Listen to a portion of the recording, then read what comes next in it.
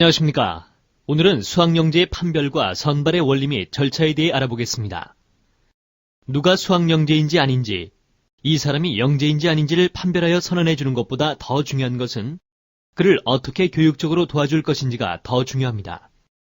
따라서 요즘은 판별보다는 교육 프로그램의 대상자를 선발하는 것에 더 관심이 모아지고 있습니다. 그럼에도 불구하고 교육 대상자를 선발하기 위해서는 일정한 판단의 기준과 원칙, 절차 등이 필요합니다. 오늘은 영재성의 측정 및 판별의 원칙과 판별 방법, 그리고 그 도구들의 한계, 수학영재 프로그램 대상자 선발 기준과 절차에 대해 살펴보겠습니다.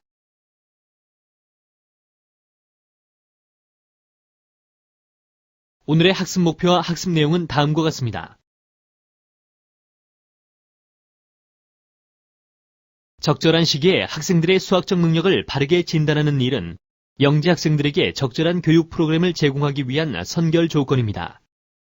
영재를 판별하는 이유는 그들의 타고난 잠재력을 개발시키는 것을 목적으로 하는 영재 교육 프로그램을 받을 사람과 그렇지 않은 사람을 가려내기 위한 것입니다. 따라서 여러 가지의 타당한 방법으로 다각도로 판별하는 것이 중요합니다. 그러나 아무리 뛰어난 수학 영재하라 할지라도 그 개인의 참가 의지나 욕구가 개설된 영재교육 프로그램의 목적과 부합하지 않아 프로그램에 참가하는 것이 오히려 유익하지 못하다고 판단된 학생들은 선발에서 제외시키는 것이 좋습니다.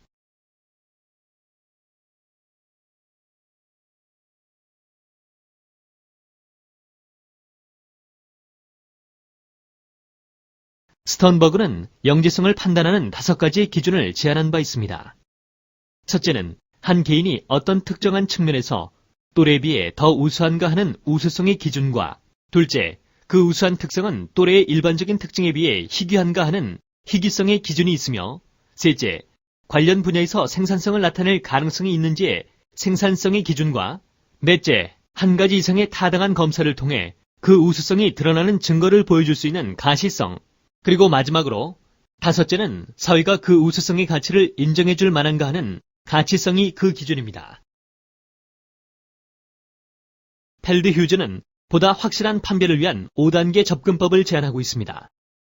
1단계, 프로그램의 목표와 그 프로그램이 제공할 수 있는 학생의 유형을 정의하라. 2단계, 프로그램에 참가할 수 있는 자격이 있는 모든 후보자를 찾아낼 수 있는 추천 절차를 정하라. 3단계, 프로그램에 참가할 피추천자를 적절히 심사할 수 있는 평가 절차를 정하라. 4단계, 모든 판별 데이터와 학생의 프로필에 대한 점검을 통해 개개인을 구별하라. 5단계, 판별 과정을 검토할 준비를 하라. 그동안 수학 영재성을 측정하기 위한 각종 검사와 도구들이 개발되었습니다. 그러나 최근엔 표준화된 검사보다는 수행 과제나 비표준화된 도구들이 개발되고 있습니다. 이러한 도구들은 언제나 한계를 가지고 있는 것이 사실이지만 타당성, 적절성, 편리성, 경제성이라는 측면에서 계속 개선되고 있습니다.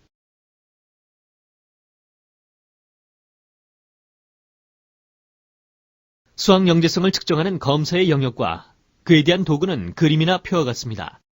그런데 이 중에서 창의성을 보다 강조하는 경우도 있습니다. 그림에서 일부 검사란 전통적인 고난이도의 문제 해결력 문제를 말하며 이부는 확산적 사고를 요구하는 다답형 위주의 창의적 문제 해결력을 말합니다. 수학 영재성을 측정하는 여러 측정 도구들에서 창의성을 측정하는 요인들이 물론 다양합니다만 대부분은 답이나 사고의 과정이 다양하게 나오는 발산적 문항을 통해 측정하고 있습니다. 그러나 표준화된 검사지가 아닌 비표준화된 측정 방법을 개발할 필요도 있습니다.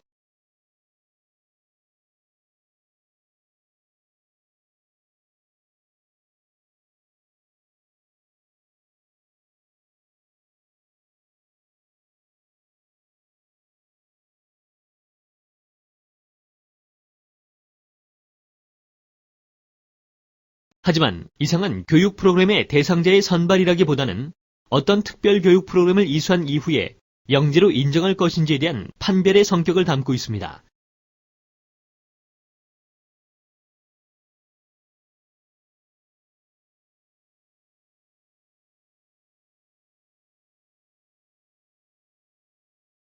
이 같은 영재의 판별은 개인의 영재성에 기초하여 필요한 영재교육 프로그램의 대상자 선발과는 구분될 수도 있습니다.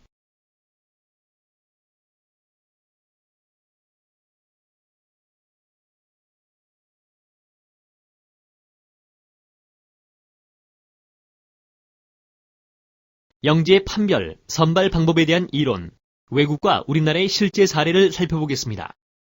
영재 판별의 단계는 보통 선별과 선발, 그리고 정치라는 과정을 거치며 재선발 및 검증의 단계를 추가하기도 합니다. 좋은 판별 방법은 대체로 연속적인 단계를 통해 이루어집니다. 판별 과정이 논리적이고 타당해야 결과도 타당할 수 있습니다. 판별 단계와 수와 각 단계의 목적은 영재교육 프로그램에 달려 있습니다.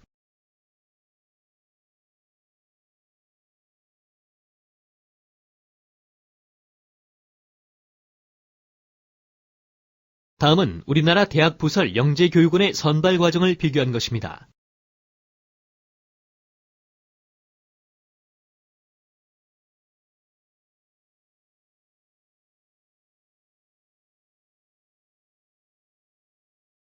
지금까지 여러 학자나 기관에서 사용하고 있는 방법을 살펴보았습니다. 이제 그 결과들을 종합하여 선발 절차 모형을 간단하게 정리하면 다음과 같습니다.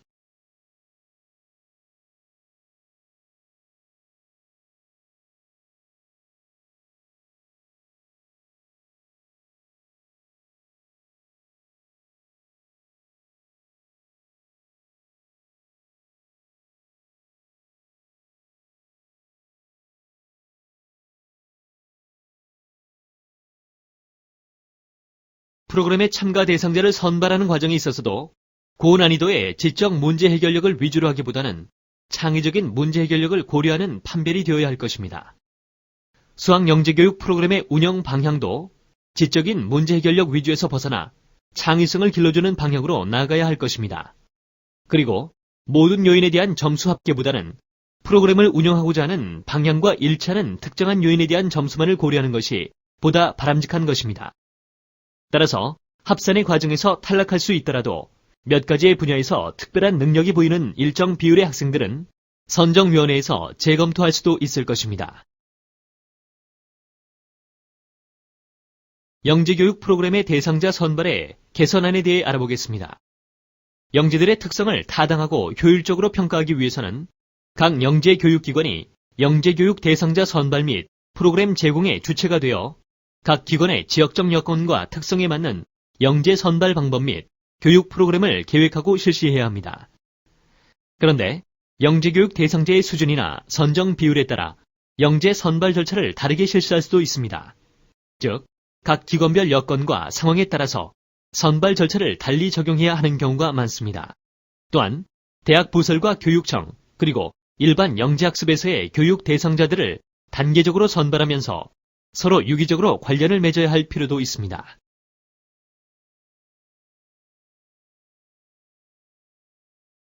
오늘 학습한 내용을 간단하게 정리해 보겠습니다. 수학 영재성 측정 및 판별의 원칙은 다음과 같습니다.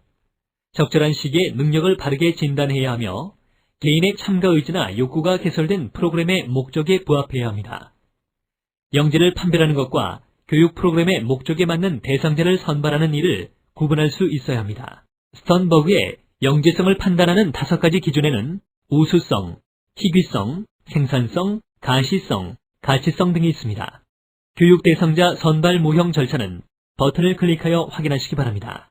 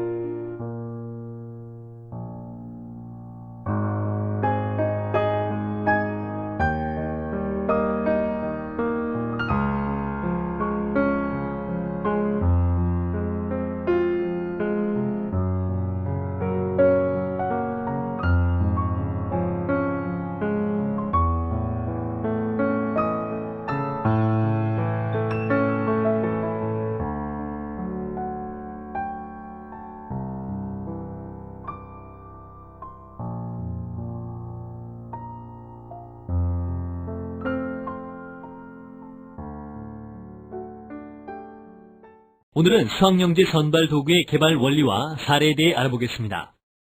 영재들에게는 정규 교육 과정과는 다른 별도의 교육적인 조치가 필요하다고 할 때 개설하고자 하는 프로그램의 특성에 알맞은 수준의 학생들을 제대로 선발하는 것이 가장 중요합니다. 오늘은 수학영재 판별 도구의 실제와 그 사례들에 대해 살펴보겠습니다.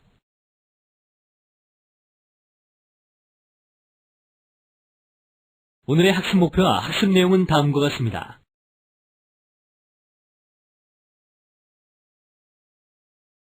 수학영재를 바라보는 입장이나 대상, 그리고 그에 따른 판별의 방법은 행정가, 수학자, 수학교육자에 의한 여러 가지 입장에서 서로 다를 수 있습니다. 행정가의 입장에서는 산업에 필요한 학생들을 길러내기 위해 가능한 한 법적 근거에 따라 영재를 판별하여 교육하려 하겠지만, 수학자는 수학의 내재적인 가치를 중시 여기므로 수학적 지식을 위주로 판별하려고 합니다. 반면 수학교육자는 교육적인 입장에서 개인의 잠재력을 중심으로 인지적, 심리적, 발달 능력을 고려하려고 합니다.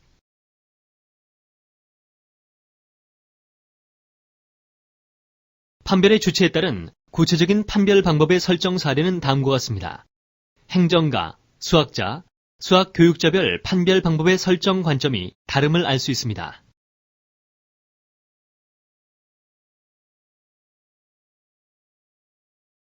지금부터 수학 문제 개발의 원칙과 방법에 대해 알아보겠습니다. 먼저 문제를 구성하는 요소와 문제 유형부터 살펴보면 다음과 같습니다. 문제를 구성하는 세 가지 요소는 주어진 현재 상태인 조건과 원하는 또는 도달하고자 하는 목표 상태, 그리고 어떤 한 상태에서 다른 상태로 가는 데 필요한 규칙 또는 사고입니다.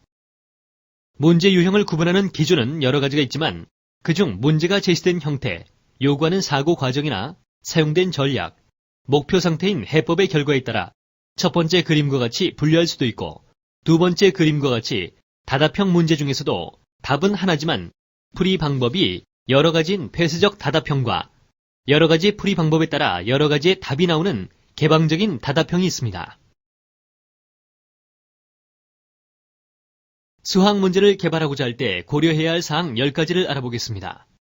수학 문제를 개발하고자 할 때 고려해야 할 사항으로는 평가 목표에 부합해야 하며 재고자 하는 것을 제대로 재는 타당도와 채점의 오차가 적은 신뢰도, 평가의 대상과 문제의 수준에 따른 난이도의 조절, 문제의 참신함, 문제 구성의 독립성, 문제의 완결성 등을 반영해야 합니다. 그러나 각각의 문제들뿐만 아니라 검사지 전체의 수준과 난이도 조절, 문제의 성격과 유형 등을 고려하면서 검사지 세트로서의 완결도도 높여야 합니다. 아울러 개발된 문항을 이용하여 실제로 검사해본 결과 평가 및 반성해 보기 위해서는 각 문항의 성격과 응답의 결과를 데이터베이스화 해두는 관리적인 측면도 고려할 필요가 있습니다. 문제를 만들려면 기존의 문제를 변형하여 보다 다양한 문제를 만들 수 있습니다. 예를 들어 처음 주어진 문제에서 문제의 장면과 구성을 변형하거나 원래의 문제와 다른 수치를 제시하거나 장면에 변화를 줄 수 있습니다. 한편 주어진 조건과 구하는 것을 바꾸어 볼 수도 있고 기존 문제와는 다르게 이질적인 정보를 제공할 수도 있습니다.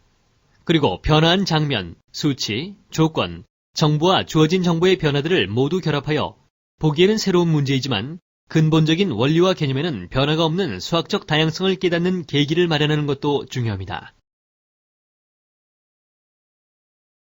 이번에는 한국교육개발원의 검사 도구를 살펴보겠습니다.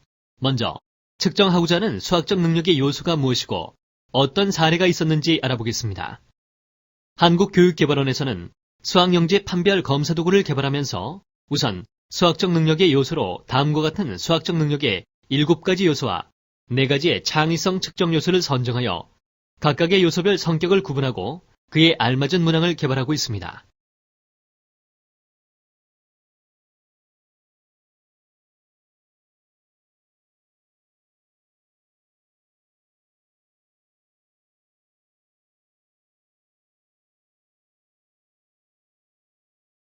검사하고자 하는 수학적 능력에 따른 판별 도구에 대해 알아보겠습니다.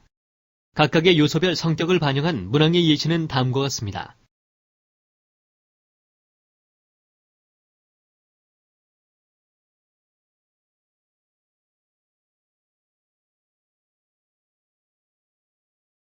계속해서 이번엔 창의성 판별 도구에 대해 알아보겠습니다. 창의성의 요소에 따른 판별 문항의 예시는 다음과 같습니다.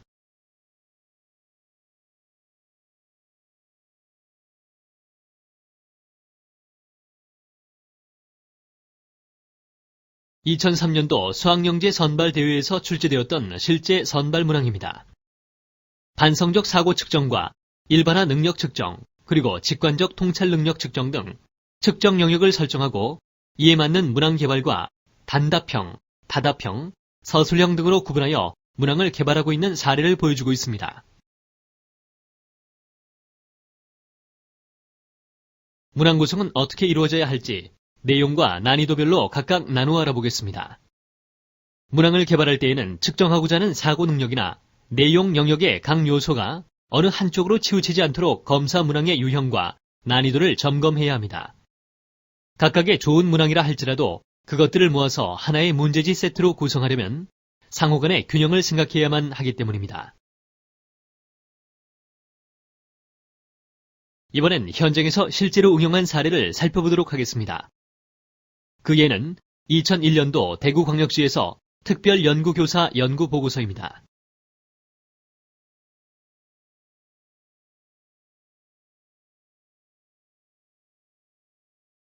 먼저 1차 판별도구 개발 과정에서 교육과정 수준의 도구 개발과 수학적 성향을 판별하는 도구 개발 두 가지로 구분할 수 있습니다. 자세히 알아볼까요? 교육과정 수준의 도구 개발은 교육과정 내 교과서 분석과 기존 수학과 학업 성취도 검사 결과의 분석하에 문항 분석에 의한 문항을 개발하여 현장 교사의 의견 수렴을 통한 난이도, 신뢰도를 회복한 후 채점 기준 작성하여 최종적으로 수학 검사지를 작성합니다. 두 번째, 수학적 성향 검사지는 국내외 논문과 교수들의 자문을 얻은 후 검사 내용을 개발하고 이를 문항의 신뢰도를 분석하여 문항을 수정한 후 영재 대상자들의 수학적 성향을 판단하는 검사지를 개발하는 절차를 밟습니다. 이때 특이사항으로 반드시 현장에 적용한 후 이를 반영하여 수정이 이루어진다는 점입니다. 2차 판별 시에는 수학적 창의성을 검사합니다. 자세히 알아볼까요? 창의적 요소와 개방형 문제 유형 분석하여 문항을 개발하고 문항 분석 기준표를 작성한 후 현장 적용을 통한 문항 수정 및 적성연구소에 수학적 적성 검사지를 투입한 후 현장의 결과를 토대로 문항을 재구성하여 채점 기준을 작성한 후 신뢰도, 타당도를 높이고 이를 바탕으로 창의성 검사지를 완성하여 도구를 개발합니다. 3차 판별 도구 개발 과정은 종합적으로 영재성을 판별하는 단계입니다. 프로젝트, 연구형 문항을 수집하고 분석하여 문항을 개발한 후 평가 관점 및 평가 기준을 개발하고 잠재적 영재를 대상으로 면담을 실시한 후 문항을 수정하고 평가 관점 및 기준을 수정하여 종합적인 영재성 판별에 검사지를 투입하는 과정을 실시합니다. 2001년 대구광역시에서 연구보고서로 발간한 수학영재에 관한 특별보고서에 나온 각 문항의 개발 사례입니다. 앞서 살펴보았듯이 1차에서부터 3차에 이르기까지 영재 판별 도구 개발 과정과 이를 위한 각종 문제를 개발하여 실제로 적용한 대표적인 사례입니다. 다운로드 받으셔서 해당 관련 문제의 실제 유형을 확인하시기 바랍니다.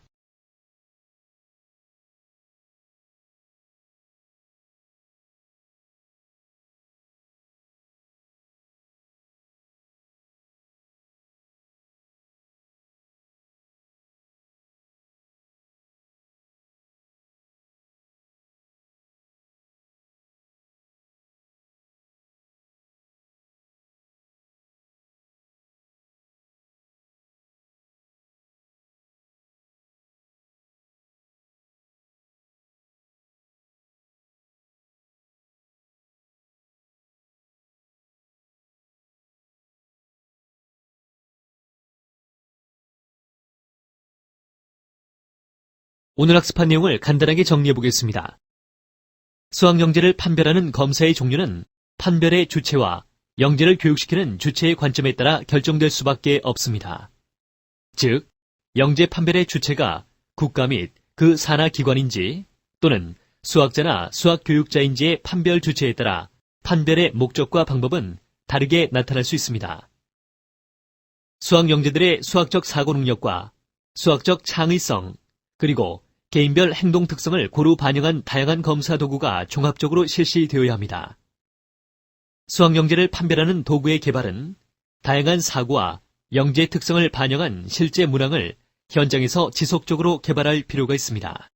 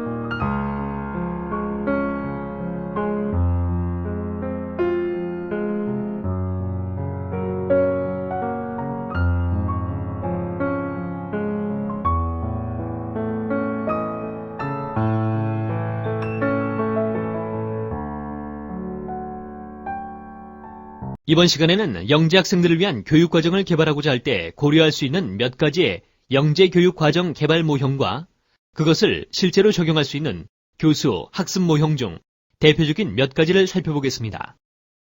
그리고 각 모형의 적용 시 고려할 수 있는 시사점 또는 유의사항을 중심으로 생각해 보겠습니다. 교육과정을 개발하고자 할 때는 운영하고자 하는 교육 프로그램의 목표, 대상을 분명히 해야 합니다.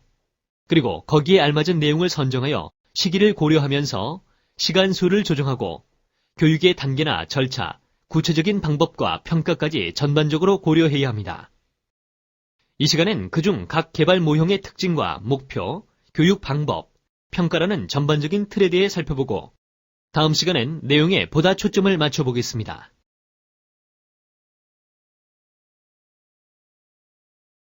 오늘의 학습 목표와 학습 내용은 다음과 같습니다.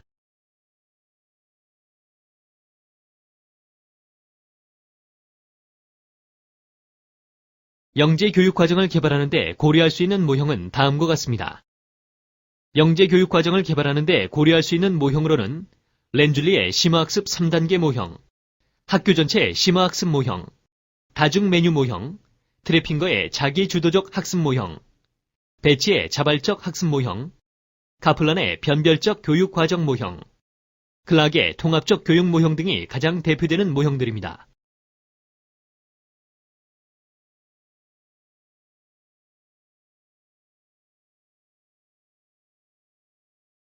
그렇다면 모형을 개발하는 목적은 무엇일까요?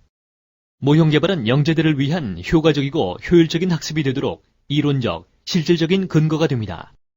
또 학습자의 창의성과 자기 주도성의 신장을 유도하는 방법을 제공합니다. 제목에서 알 수 있듯이 학교 전체 심화학습 모형에서 영재교육의 범위를 일반 아동을 포함하여 학교 전체의 교육 과정으로 업그레이드 시키는 개발 모형입니다. 이는 렌즐리의 3단계 심화학습의 기초를 두고 있습니다. 영재 자원의 다양한 활용과 교사의 일방적 선발이 아닌 다양한 선발 방법을 가지고 교육 과정을 압축하여 학습자에게 도전적이고 창의적인 학습 활동을 하도록 하고 있습니다. 이 모형은 잠재적 영재를 발굴하여 자원을 확대하고 교육 과정을 압축한 속집 및 학습자에게 도전 과정을 제공하려는 목표를 갖고 있습니다. 교수 학습 방법으로는 기본적으로 렌즐리의 3단계 심화학습을 기본으로 하고 과제의 난이도, 학습자의 흥미, 수업의 연계성을 고려하여 학교 전체의 교육의 질 향상을 위한 학습 과정을 개발하고 마지막으로 평가는 표준화 검사, 과제물 평가 및 진단 및 사후 총괄 평가를 통한 학습자 평가가 이루어집니다.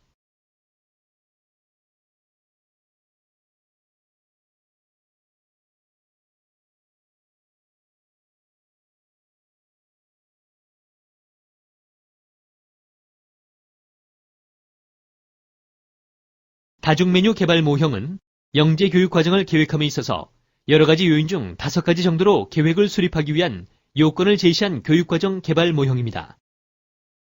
목표는 학습의 거시적 목표를 이해한 후 학습 분야의 세부 영역 간의 관계를 파악하며 학습의 다양한 교수 전략과 학습 활동 영역을 검토하여 각각의 메뉴와의 조화를 통한 학습 효과의 극대화를 목표로 하고 있습니다. 교수학습 방법에서 교육과정 구성을 위한 계획을 수립하기 위해 5가지 요인을 메뉴로 규정하여 지식 메뉴, 교수 목적과 학생 활동 메뉴, 교수 전략 메뉴, 교수 계열 메뉴, 교수 내용에 대한 교사의 예술적 수정 메뉴로 구성하여 교수, 학습 활동에 있어 다양한 선택의 기회를 부여하고 각각의 메뉴들의 상호 보완 작용을 통하여 폭넓고 조화로운 교육과정의 개발을 꾀합니다. 특히 다중 메뉴 모델은 그 특성상 학교에서 일반적으로 제공되지 않는 새로운 학문 영역의 교육과정을 계획하고 구성하는 데 좋은 지침을 제공합니다. 평가는 학습자의 흥미와 태도를 측정하고 학습 목표 인지 및 학습 내용과 사건 연계 파악 능력을 그리고 학습 전후를 통해 개인별, 그룹별 활동을 관찰하여 이후 수행평가에 의한 피드백에 이르기까지 다양한 평가가 정의적, 인지적, 심동적 영역에 걸쳐 이루어지게 됩니다. 카플란의 변별적 교육과정 모형에 대해 알아보겠습니다.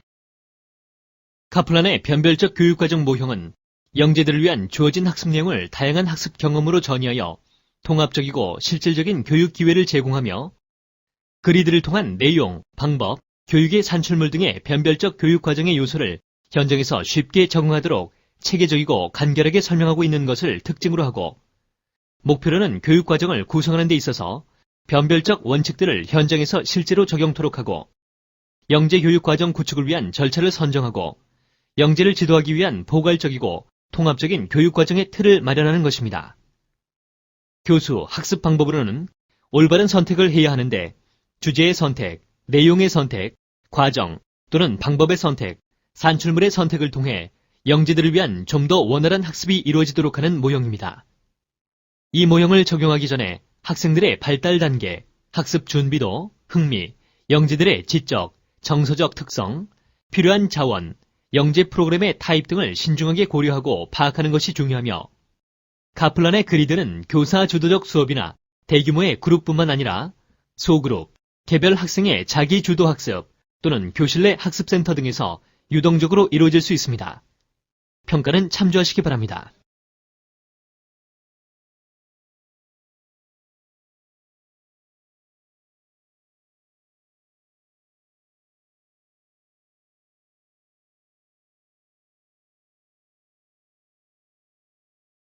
이번엔 클락의 통합적 교육 모형으로 최신 물리학, 두뇌 연구를 통한 교수 학습 과정을 최적화하는 데 기본 취지를 두고 있는 모형입니다.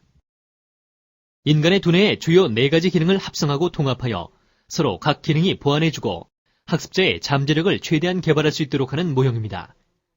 기능에는 인지에 관련된 인지적 기능, 정서 느낌 표현의 정서적 기능, 육체 기능과 오감에 관련된 육체 감각적 기능, 직관력에 관련된 직관적 기능이 있고 이를 통합하여 학습자의 여러 분야에서의 고른 성장을 꾀하는 모형입니다.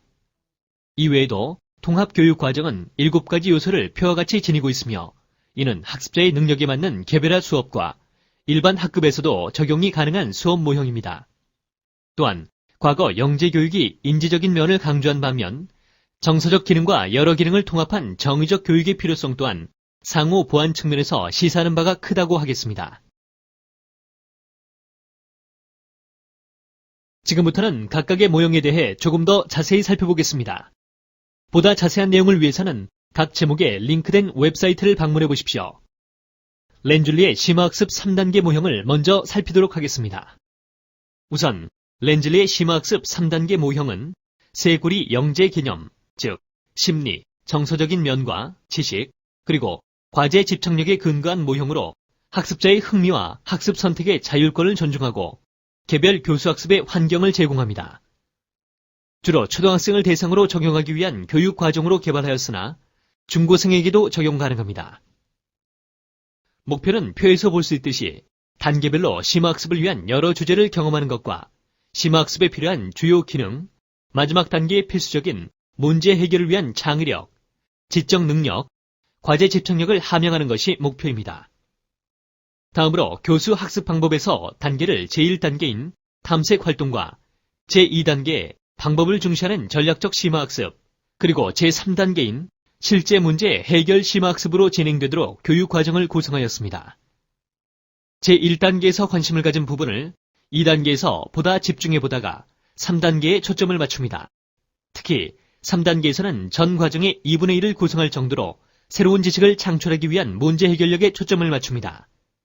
평가는 최종적으로 실전 문제 해결 과정을 관찰하여 작품 결과를 평가하며 이를 학습자가 직접 발표하는 기회를 갖습니다. 이번엔 문제중심 학습 모형에 대해 살펴보겠습니다. 이 모형은 구성주의의 바탕을 둔 학습 모형으로 학습자 스스로가 과정을 진행해 나간다는 특징이 있습니다. 먼저 단계는 문제 상황을 도입하고 상황을 제시한 후 상황을 파악, 문제 재정의를 실시, 이후 탐구와 자료 수집, 자료 분석, 문제의 종합, 해결 및 정리하기로 단계가 이루어집니다.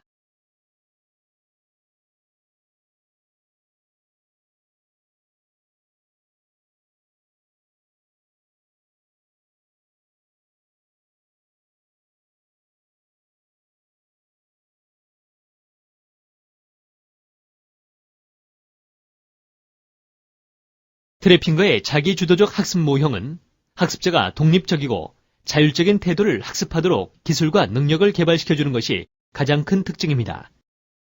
목표는 언급한 자기주도적 학습 능력 개발을 위한 기술과 능력을 향상시키는 것과 다수의 학습자가 여러 가지 능력을 개발하도록 하며 학습자 스스로가 관심 분야를 계획, 수행, 평가하도록 교육의 효율성을 극대화하도록 합니다. 이 모형은 교수 학습 방법의 단계를 크게 총 4단계로 교사주도 학습 단계, 영재 자기주도 학습 1단계, 자기주도 학습 2단계, 자기주도 학습 3단계를 통한 총 4단계를 통한 교육과정을 거치는데 표에서 볼 수 있듯이 파란색 글자 부분인 교육과정 개발과 이행 측면에서 교사주도 학습의 단계에서 출발하여 영재 학습자의 자기주도 학습으로 학습의 주제가 점점 이행되는 것을 볼 수 있습니다. 평가는 연두색을 바탕으로 하는 학습 준비도 평가와 학습 후 성취도 평가를 실시하도록 하였습니다.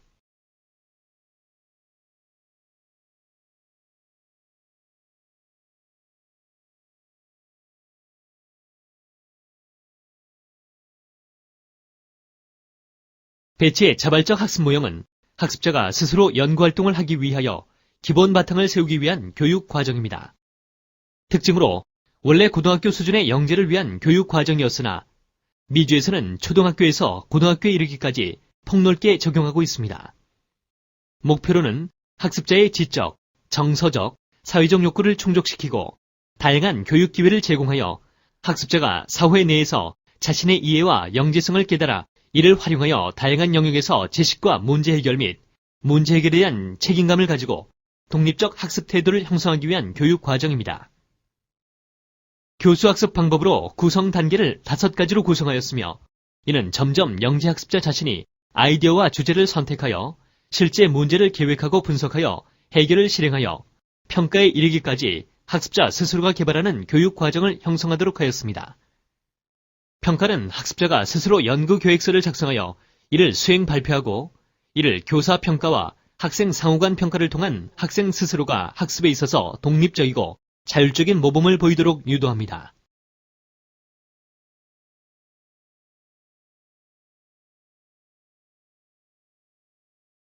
오늘 학습한 내용을 간단히 정리해 보겠습니다. 영재 교육과정 개발 모형은 여러 종류의 개발 모형이 있지만 이것들이 추구하는 바는 결국 영재 학습자들을 자기주도적이고 자발적으로 문제 해결력과 창의력, 비판적 사고력을 향상시켜 스스로 어떤 상황이나 문제를 접했을 때에 이를 실제로 해결할 수 있는 능력을 함양하는 것을 목적으로 하는 지침입니다. 영재 교수 학습 모형에서 각각은 모형에 필요한 조건과 특징, 그리고 교사에게 요구되는 역할과 유의사항, 적용 가능한 환경 및 시사점이 제시되어 있습니다. 교육과정 개발 모형은 영재 학습자를 위한 교육 환경을 구성하기 위한 과정의 목표, 교수 학습 방법 및 평가로 구성된 지침으로 본다면 교수 학습 모형은 이를 실현시키기 위한 구체적인 단계로 구성된 모형입니다.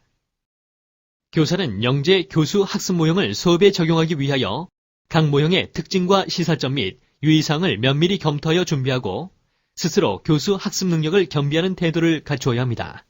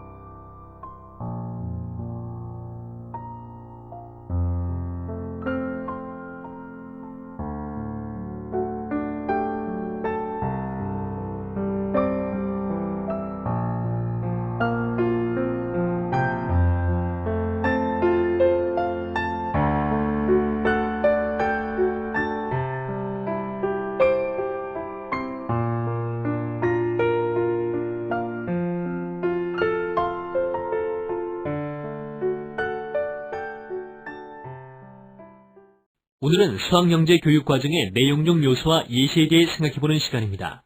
우선 전미 수학교사협의회인 NCTM에서 제안하는 내용들을 알아보고 우리나라의 수학영재 교육과정 시안을 예시적으로 살펴보도록 하겠습니다.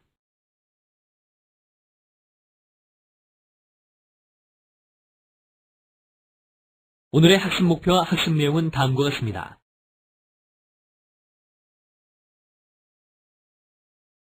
초등 수학영재 지도 시 학생 조직 방법에는 기본적으로 3가지 유형이 있습니다. 일반 학생과 수학영재들을 구분하지 않고 한 그룹으로 운영하는 방법은 교사와 수학영재 간 상호작용과 피드백이 없다면 큰 효과를 거두지 못합니다. 일반 학생과 수학영재를 구분하여 여러 그룹으로 운영하는 것은 수업을 준비하는 교사에게 큰 부담을 주기 쉽습니다.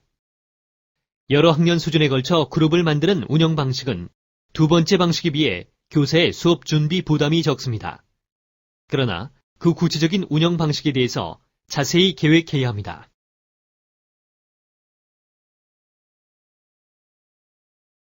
초등학교에서는 속진보다 심화를 위주로 하는 경향이 큽니다. 그 이유는 초등학교 수학을 속진으로 가르칠 경우 수학의 기초를 다지는 과정에서 많은 문제점들이 나타나기 때문입니다.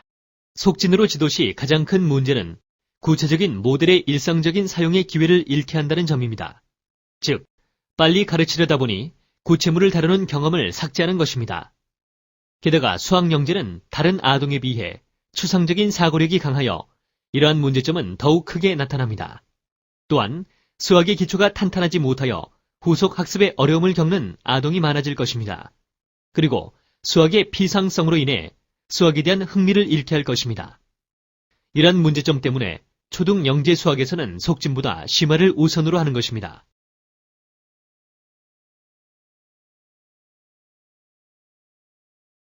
여러 과목을 담당하는 일반적인 초등교사가 곧바로 초등 수학영재 지도교사로 활동하는 것은 무리입니다. 가장 본질적인 원인은 수학에 대한 배경 지식이 적다는 점에 있습니다. 어떻게 해야 할까요? 수학을 완성 결과물로서의 알고리즘을 지도하는 데 익숙해진 경우는 특히 곤란합니다. 초등수학 영재 교사라면 기본적으로 수학에 대한 배경 지식이 깊어야 합니다. 그리고 학교는 이러한 교사에게 최대한 많은 권한을 주어서 많은 것을 스스로 판단하에 운영하도록 하는 것이 초등수학 영재 지도에 효과적입니다. 그러나 현실적으로 많은 수학 영재는 일반 학급에 있습니다.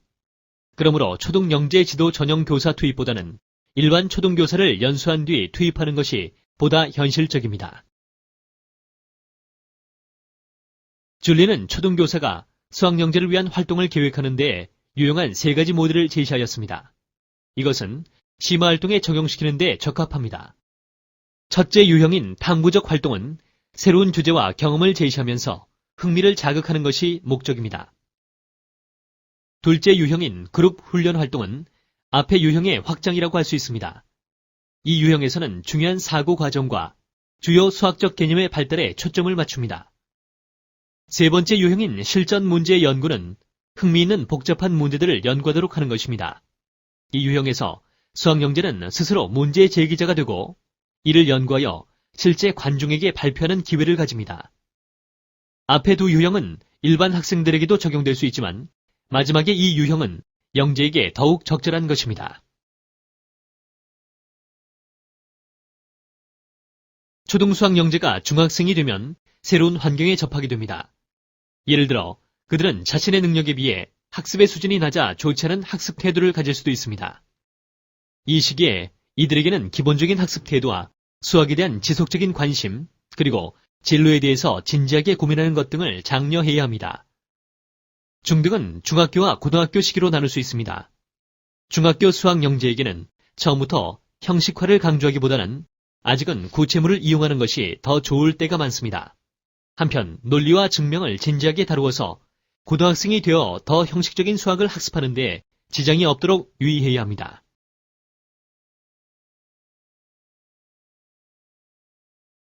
고등학교 수준의 수학 영재에게는 속진이 더욱 강화되어 대학 수학을 배우게 하는 경우가 많습니다. 심지어 수학자들과 어느 정도 의사소통이 가능하도록 읽고 쓸 줄 아는 것을 요구하기까지 합니다. 또한 이 시기의 수학 영재에게는 보다 일반화되고 형식적인 내용을 반드시 학습할 것이 요구되며 증명과 구조, 이해도 강조하기도 합니다. 그러나 학생이 이해할 수 있는 것과 지도하는 것은 구분해야 할 필요가 있습니다. 똑같은 내용이라도 개인적으로 탐구하는 과정에서 필요한 부분을 자기 주도적으로 학습하는 것과 학생은 동기화되지 않았는데 교사가 처음부터 목적을 가지고 지도하는 것은 다르기 때문입니다. 한편 NCTM에서 고등학생들을 위한 수학영재 프로그램 개발에 고려하면서 추천하는 내용은 다음과 같습니다. 지금까지 미국의 NCTM에서 발표한 수학영재 프로그램에 대한 내용을 공부하였습니다. 우리나라에서 수학영재 프로그램이나 교육과정을 개발할 때 지금까지 배운 것에서 많은 점을 시사받을 수 있습니다.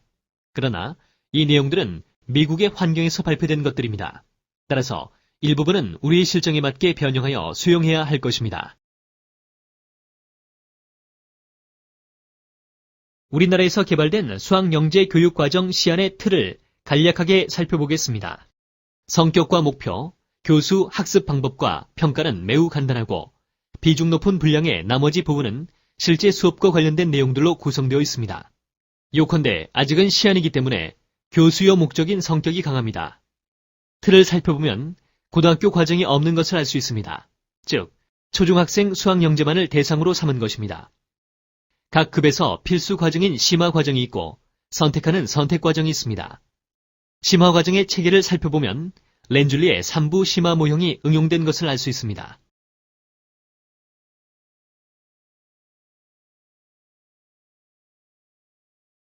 이 시안에서는 학습 내용이 심화와 선택 과정으로 나뉘어져 있다는 것은 이미 설명했습니다.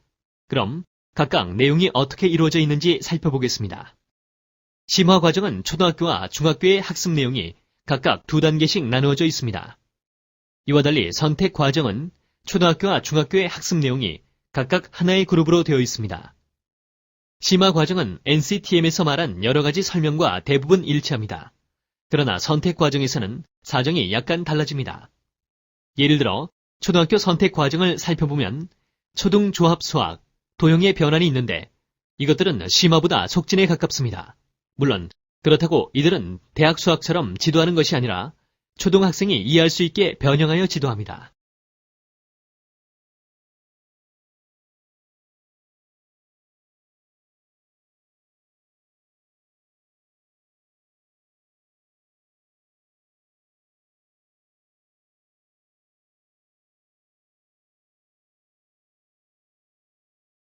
오늘 학습한 내용을 간단하게 정리해 보겠습니다. 초등수학 영재 프로그램에는 수학 영재 판별의 기능이 포함되어야 합니다.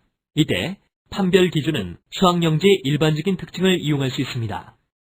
초등수학 영재를 위한 학생 조직에는 한 그룹, 여러 학년 수준에 걸친 그룹 3가지 유형이 있으며 이 중 여러 학년 수준에 걸친 그룹이 교사 부담이 적으면서도 영재 교육을 효과적으로 할 수 있는 유형입니다. 초등학교 수학 영재 교육 과정에는 속진을 자양하고 심화 위주의 활동이 장려됩니다. 일반 초등교사를 바로 수학 영재 교사로 투입하는 것에는 많은 문제점이 있습니다. 그러나 많은 수학 영재가 일반 학급에 속해 있으므로 일반 초등교사에게 연수를 받게 하여 초등수학 영재 교육을 하는 것이 현실적인 방안입니다. 중등수학 영재 프로그램을 개발할 때 중학생용은 초등학교를 졸업하고 고등학교를 앞둔 시점이라는 점을 고려하여 너무 형식적이지 않으며 수학에 대한 흥미를 유지할 수 있는 내용을 중점으로 고등학생용은 대학을 앞둔 시점이라는 점을 고려하여 대학 초기 수준까지의 속진하고 형식적인 내용을 다루되 주입식을 지향해야 합니다. 우리나라에서 개발된 수학 영재 교육과정 시안은 아직 완성된 것이 아니어서 교수여 목적인 성격이 강하며 그 외 학습 내용을 심화과정과 선택과정으로 나누고 심화과정에 렌즐리의 3부 심화 모형을 응용한 특징이 있습니다.